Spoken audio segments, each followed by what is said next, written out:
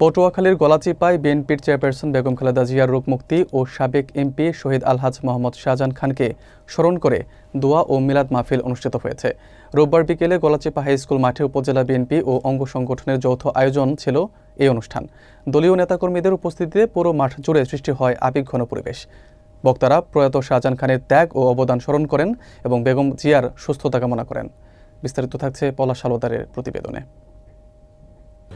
পটুয়াখালীর Galachipa high school খেলার মাঠে বিএনপি চেয়ারপারসন বেগম খালেদা জিয়া রোগমুক্তি কামনা ও সাবেক সংসদ সদস্য শহীদ আলহাজ মোহাম্মদ শাহজাহান খানকে স্মরণ করে দোয়া ও মিলাদ মাহফিল অনুষ্ঠিত হয়। যৌথভাবে এই আয়োজন করে উপজেলা বিএনপি এবং অঙ্গ সহযোগী সংগঠনগুলো।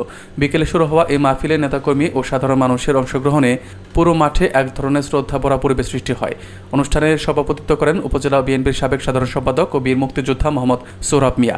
প্রধান অতিথি হিসেবে উপস্থিত ছিলেন পটুয়াখালী জেলা মহিলা দলের সিনিয়র সহসভাপতি এবং প্রয়াত শাহজাহান খানের সহধর্মিণী আনোয়ারা শাহজাহান।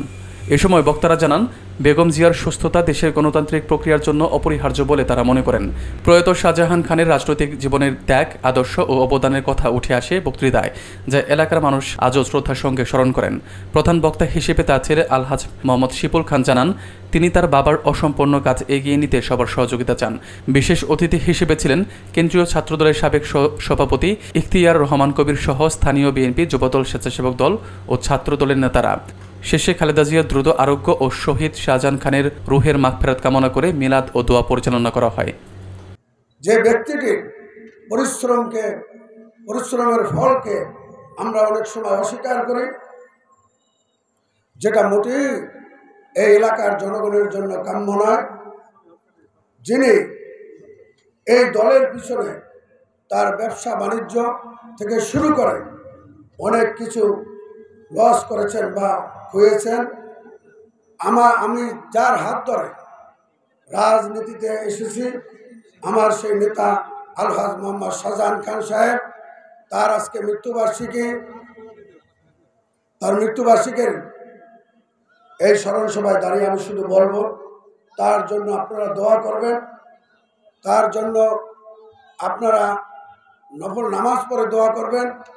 ইনশাল্লাহ আপনারা যারা এখানে উপস্থিত আছেন এবং সারা বাংলাদেশের ন্যায় 18 কোটি মানুষ আজকের দল বল নির্বিশেষে আমাদের দেশনেত্রী বেগম খালেদা জিয়ার জন্য দোয়া করতে আছেন।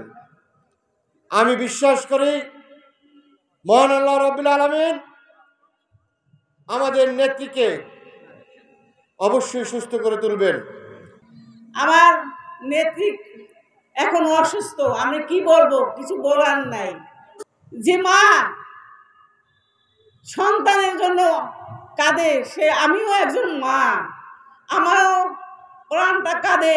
কেননা আমার মা বিছানায় শুয়ে সেই হাসপাতালে আছে, সেই দেশ নেত্রী খালেদা জিয়া যার দল করি, এই দেশে আমরা যার কথায় মাথা উঁচু করে থাকি, যে এই দেশকে বিশ্বের কাছে মাথা উঁচু করেছে, সেই নেত্রী আমাদের খালেদা জিয়া।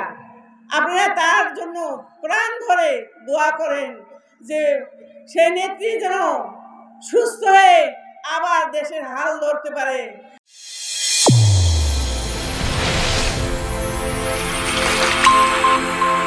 চ্যানেল A1 হৃদয় রেসপন্স।